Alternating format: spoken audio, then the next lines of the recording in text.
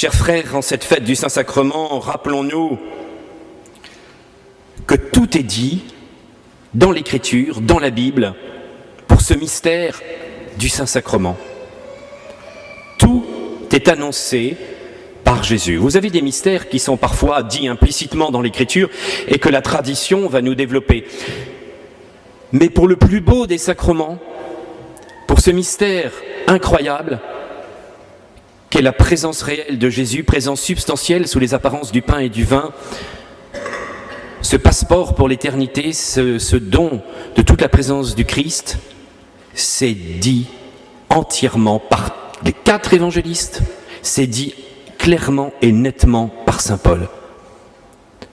Évidemment, mystère annoncé déjà aussi dans l'Ancien Testament.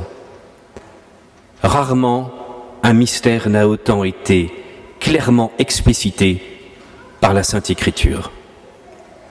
C'est évidemment l'évangile d'aujourd'hui, l'évangile de saint Jean, qui va nous dire clairement ce qu'il en est. Les 3 évangélistes synoptiques nous donnent le récit de l'institution, en nous rappelant bien ce qui s'est réalisé. Ceci est mon corps, le sacrifice de la nouvelle alliance offert pour vous et pour une multitude. Mystère de la foi, c'est aussi le récit de l'institution de saint Paul. Mais l'explication théologique nous est donnée par saint Jean au chapitre 6.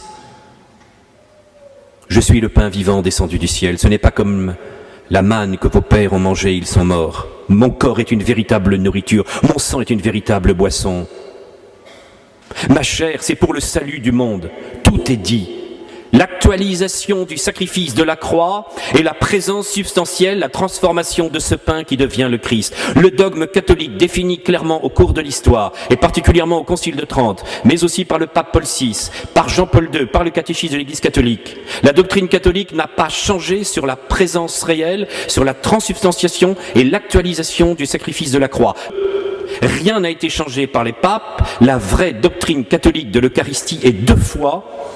Là, le sacrifice de la croix est réellement présent au cours de la messe. Et la présence réelle est donc bien là. Rien n'a été modifié. Ceux qui vous disent le contraire vous mentent d'un côté ou de l'autre. Rien n'a été changé. Le Concile Vatican II réaffirme dans une dizaine d'endroits que réellement la messe est un sacrifice et l'actualisation du sacrifice de la croix. Et le pape Paul VI, dans sa magnifique encyclique Mysterium Fidei, répond à tous les hérétiques pour rappeler qu'il s'agit bien de la transsubstantiation et non pas de la transsignification. Je m'explique. C'est-à-dire le changement de lorsque le prêtre et qu'il prononce « Oh, ceci est mon corps », 3 miracles se réalisent, la substance du Christ avec son corps, son sang, son âme et sa divinité, et les accidents du pain, c'est-à-dire ce qui est perceptible par l'essence, le poids, la couleur, la constitution chimique du pain, est maintenu sur la substance du Christ.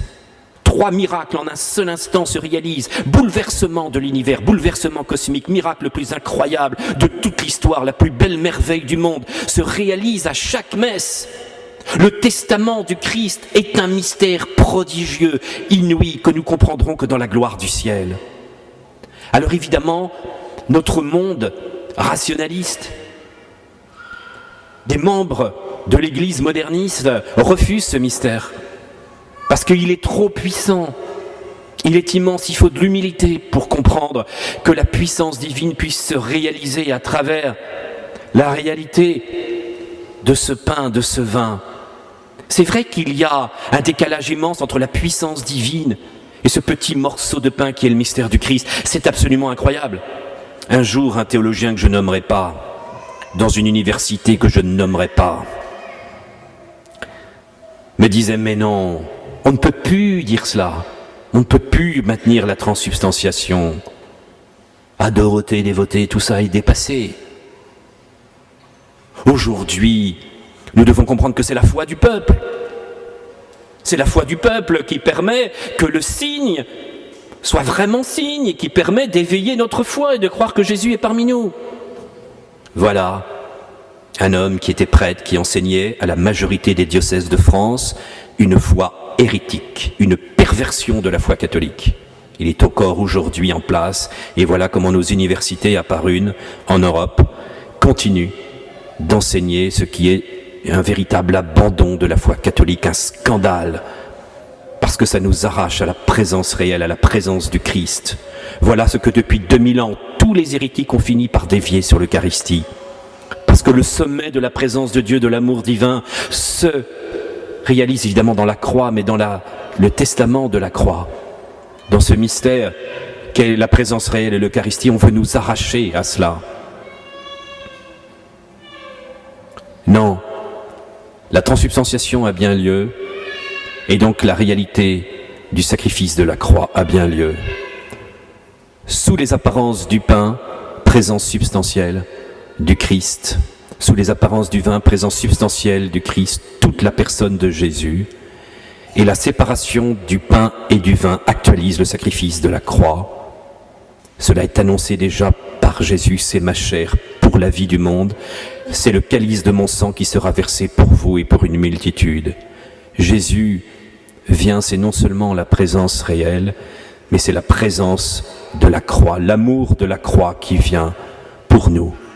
Cet amour de la croix qui vient transformer notre cœur, qui vient transformer le monde. Parce que le prêtre dit d'un côté c'est le corps et de l'autre côté c'est le sang.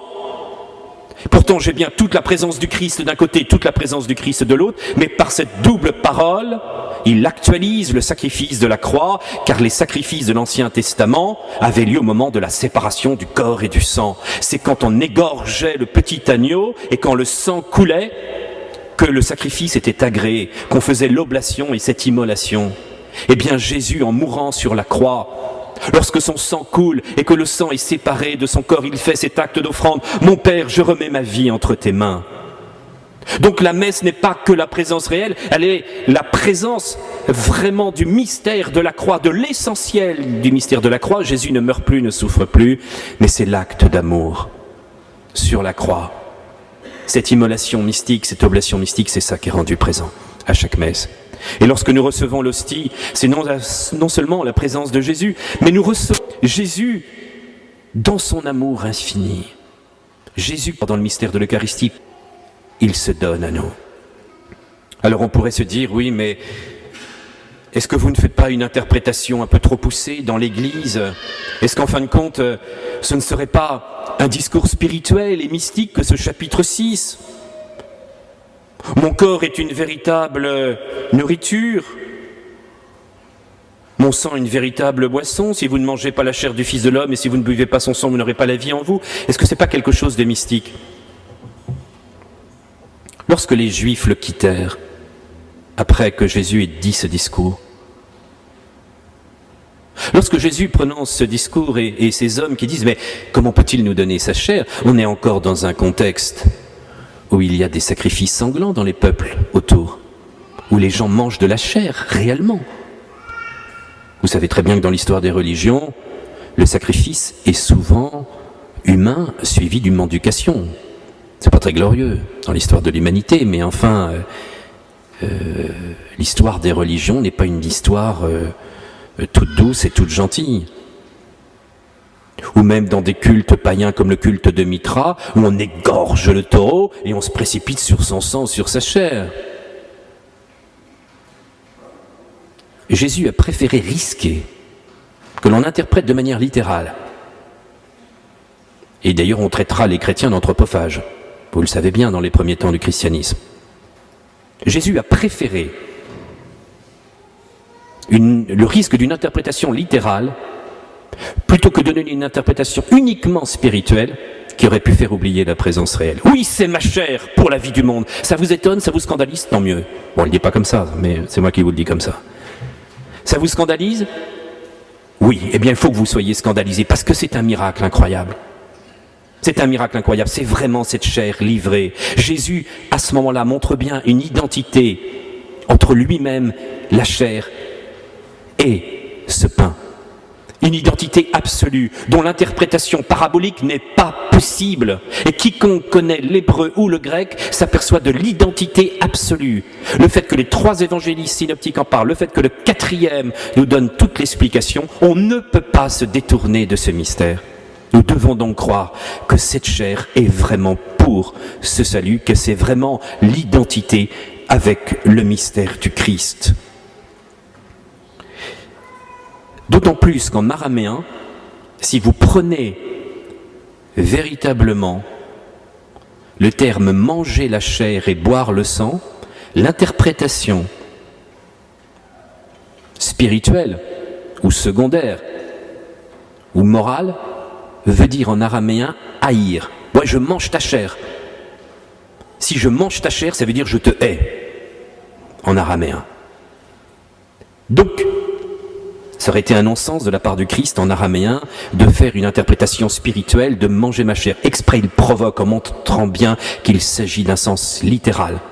Il est impossible qu'à travers ce texte, quoi qu'en disent nos frères protestants ou nos faux frères modernistes, quoi qu'ils en disent, on ne peut pas interpréter spirituellement ce texte. Il est bien réel, il est à prendre au sens littéral. Jésus nous livre sa chair pour le salut du monde, pour chacun d'entre nous. Que cette fête Dieu soit l'occasion pour nous de comprendre que la Bible nous dit la vérité sur l'Eucharistie et que nous puissions en vivre pour contempler le corps du Christ dans la vie éternelle.